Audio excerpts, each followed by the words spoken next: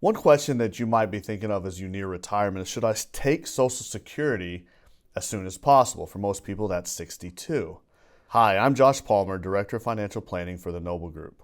One thing to consider when you're thinking about taking Social Security is how that's going to impact your financial plan. Now, most financial plans are built upon four variables: allocation, cost of the goal, timing of the goal, and savings towards the goal. Now, Social Security kind of impacts the cost, right? So you have income coming in through Social Security in addition to what you're pulling out of your portfolio. Now, to best examine if Social Security, taking it earlier or later, is going to be better for your plan, let's look at a client. In this situation, we have a husband and wife, age 60, earning about $250,000 a year. We've initially set goals for the client of $162,000 a year net after tax in today's dollars.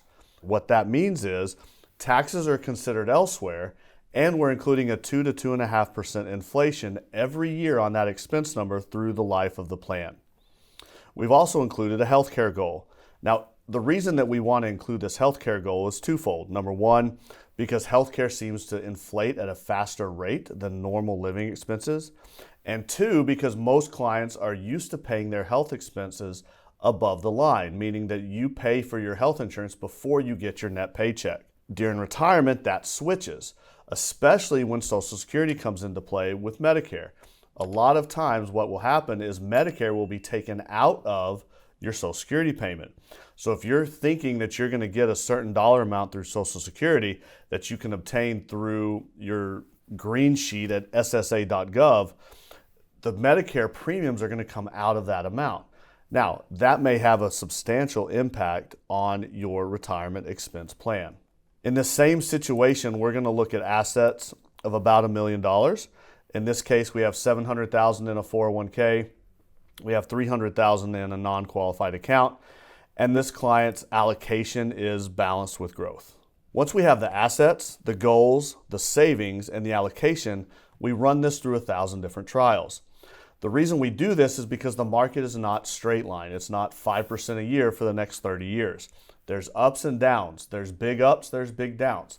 We want to take it through 1,000 different market scenarios to see if these plans are successful. Now, what do we mean by success? Success means to us that at the end of the plan, there is money left over. Why is that important? Because if we're planning to your age 90, but you live to 91 or 92, we want to make sure that there's assets there to cover those extra years. Now, in this case, we run it through 1,000 trials, and we see that we have a 13% probability of success. You see that there are 3 zones in our probability of success meter. We have a purple zone, which is below our confidence zone. In this case, anything below 75% does not make us feel comfortable enough that this plan might work. Anything between 75 and 90% is in our green zone. That's our confidence zone. When it's between 75 and 90, we feel that there's a level of comfort and confidence that this plan will make it. Anything above 90 is in our blue zone. That's our above confidence zone.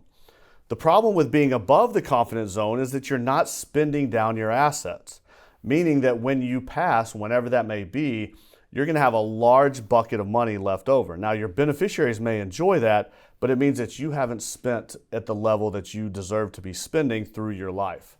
Now, if we see something in the blue, we have variables that we can adjust, right? Remember, we have allocation, cost, timing, and savings. If we're too good and too probable that we're going to make it, maybe we can spend more. Maybe we can retire early. Conversely, if we're in the purple, we have variables that we can adjust. In this case, maybe the $162,000 a year is too much based on the assets they have. So what can we adjust to get us into that green? Now, what we see here in this middle column is that if we retire at 67, which is the same age they wanted to retire before, but we reduce our spending to about $8,600 a month, we're in the middle of our green zone.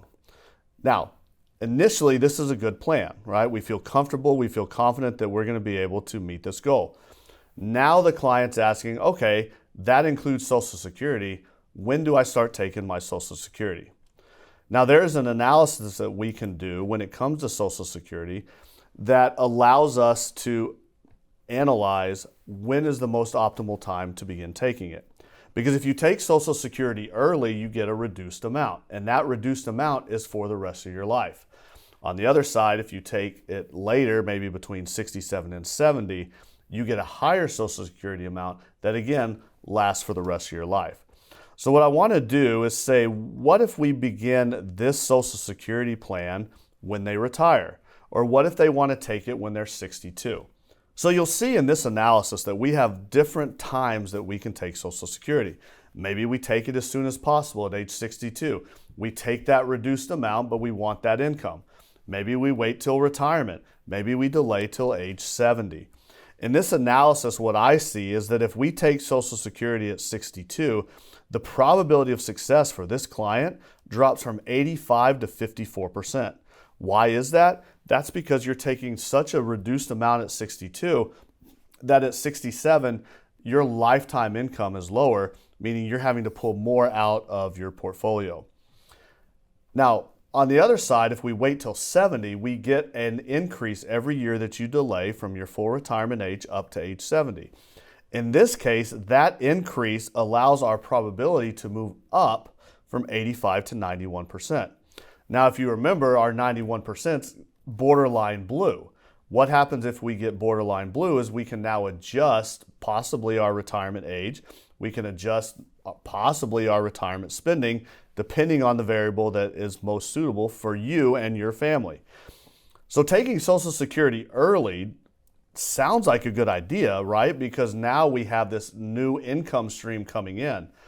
But long term could be detrimental to our plan because we're giving up longer periods of income. Not to mention, if you are married and you take your Social Security at a later date and you were to pass, your spouse gets the higher amount. So think about if we're taking Social Security at 70, not only are we getting a higher amount, but if our spouse outlives us, they're getting our benefit when we pass. As you can see in this particular situation, it actually benefited the client's long-term financial plan to delay Social Security until 70. That may or may not be the situation for you because you have different goals, assets, savings, timing, and so on. The best way to think about when you need to file Social Security is going to be dependent on a financial plan. And we would recommend putting a financial plan in place before filing for Social Security to see which strategy is best for you. If you have any other questions on that, please give us a call, or you can visit us at our website at thenoblegroup.com or send an email to education@thenoblegroup.com.